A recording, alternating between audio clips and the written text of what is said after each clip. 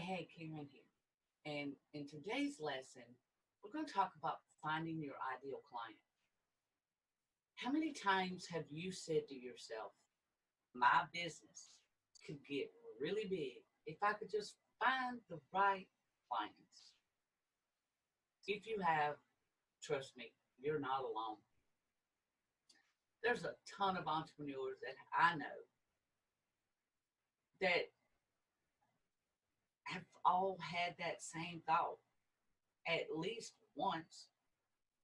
But the good news is that there are so many ways that you can find your ideal clients.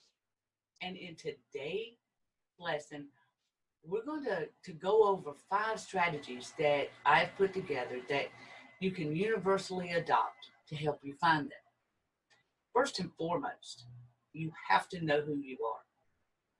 Now, Amazon and eBay, they seem to have something for everybody. But that's just not practical for a small business. A small business must focus on a client base. And that means that they all first must focus on themselves.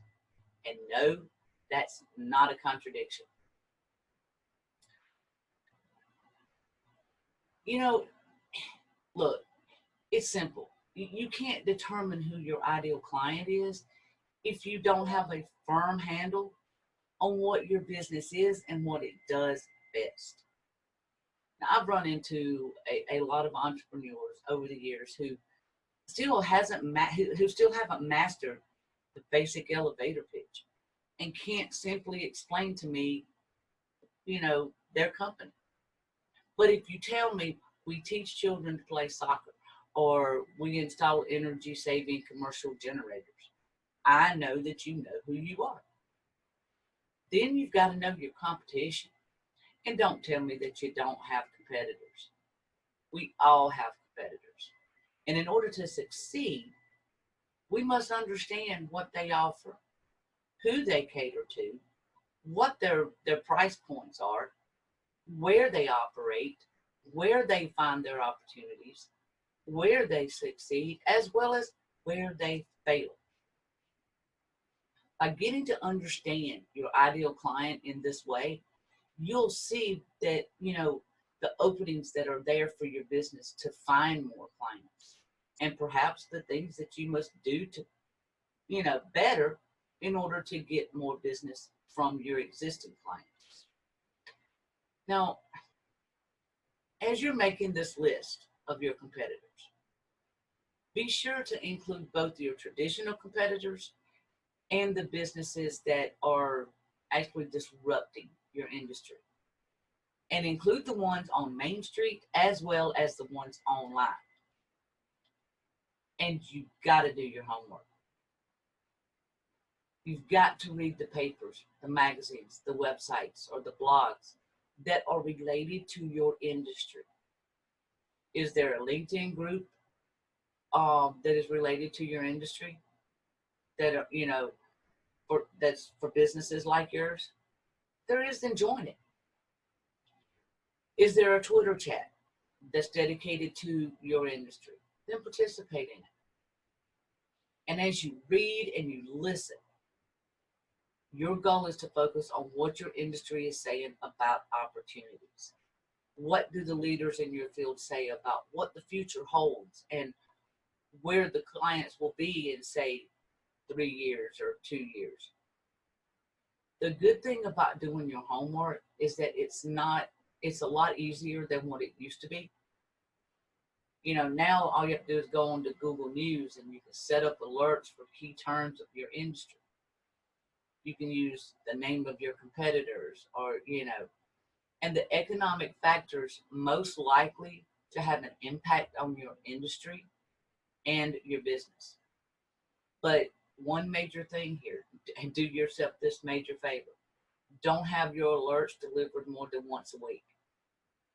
And the reason is because you're doing your homework to actually take place of your real job, which is running your business. And don't be afraid to ask your peers. I'll admit, this one can be hard. What I'm asking you to do is to conduct interviews or surveys to better understand who would be interested in your product and services. You know, just as technology has made delivering alternative finance a lot easier, it has also made it simpler to gather information from people who don't know, you know, who you don't know, or those that you might hesitate to approach. Now, there are several online survey companies out there that will help you create a survey, and they'll even help you buy a target audience to take it. The fees that they charge are really, you know, they're well within reach of most small businesses. And don't be afraid to be seen. You know, you've got to go to networking events, especially those that are likely to have some of your target audience that, you know, is in attendance. If you want to find families with, say, young children, then get involved with school activities and fundraisers. If your ideal clients are, say, within a certain geographic area, you know, take a look at the local Chamber of Commerce and see if it's a strong one. And if it is, join it. Don't be afraid of stepping up to the microphone when you go to these events either. I'm not telling you to give a long spiel about your business, but speak to the audience with authority on a topic that actually interests them. They can very well become your ideal client when they understand that you have the knowledge and expertise to be a resource to them. Now, your assignment for this lesson is to download and complete the ideal client worksheet, which is posted below the video in, you know, here, as well as in the file section in the Facebook group. Then when you finished it, I want you to post it to the Facebook group for feedback and help in getting to the heart of who you are meant to serve. Thank you for joining me today, and I will see you in the next lesson.